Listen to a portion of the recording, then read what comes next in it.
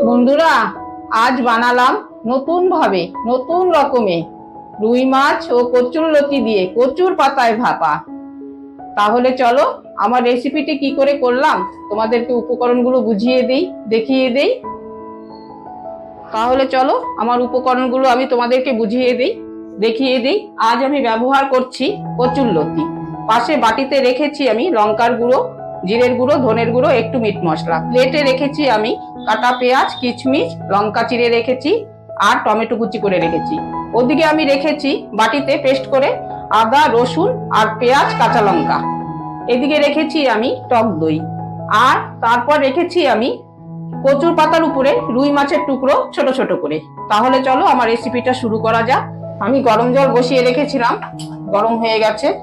প্রথমে আমি জলে অল্প তেল ঢেলে দিলাম, তারপর আমি হলুদ ঢেলে দিলাম, এরপর আমি কচুরলতিগুলো ছেড়ে দিলাম। কচুরলতিগুলোকে আমি খুব হালকা করেই সেদ্ধ করব।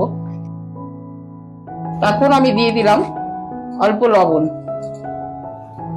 তারপর আমি ঢেকে দিলাম। মাছটাতে লবণ হলুদ মেখে নিলাম।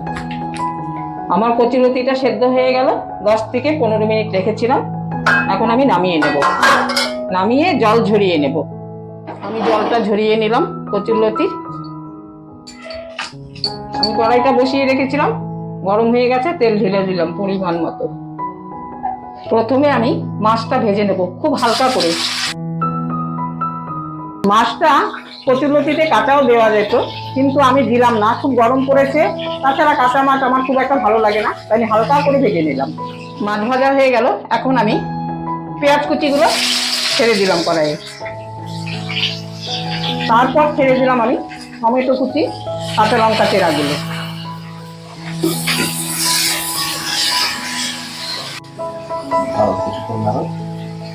আমার পেঁয়াজ কুচি, টমেটো কুচি, কাঁচা লঙ্কা চেরা ভাজা হয়ে গেল।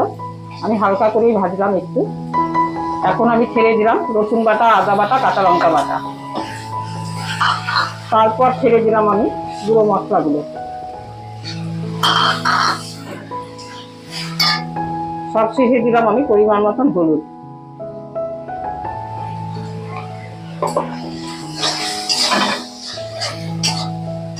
এখন আমি উপর দিয়ে ঢেলে দিলাম অল্প তেল।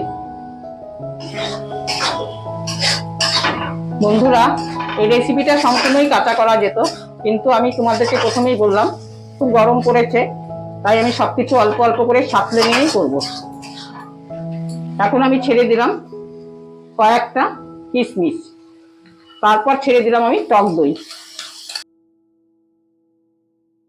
বন্ধুরা দেখুন কি সুন্দর গ্রেভিটা, মনে হচ্ছে এখনই ভাত মেখে খেয়ে ফেলি।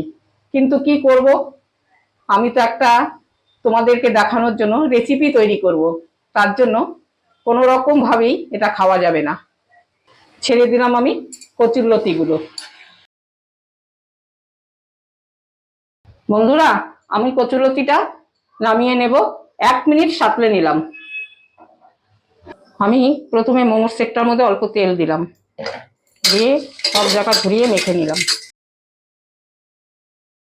আমি সবকিছু এখন মশলা কচুর পাতাতে দেব, আর 1 পিস করে সাথে মাছ দেব। তারপর আবার একটু উপরে মশলা দেব। তারপর কচুর পাতাতে মুড়িয়ে স্টিম করব মোমোর সেটে।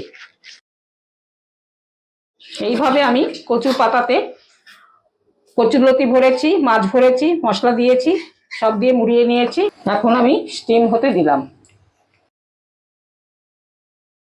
বন্ধুরা, আজ বানালাম নতুন ভাবে নতুন রকমে রুই মাছ ও কচুরলতি দিয়ে কচুর পাতায় ভাপা। আমার রেসিপিগুলো যদি তোমাদের ভালো লাগে, আমার চ্যানেলটিকে অবশ্যই মনে করে সাবস্ক্রাইব করো, সাথে বন্ধুদেরকেও কিন্তু শেয়ার করো, লাইক কমেন্ট করতে কিন্তু ভুলো না। আজ তাহলে আসি, আবার পরের রেসিপি নিয়ে দেখা হবে। বাই।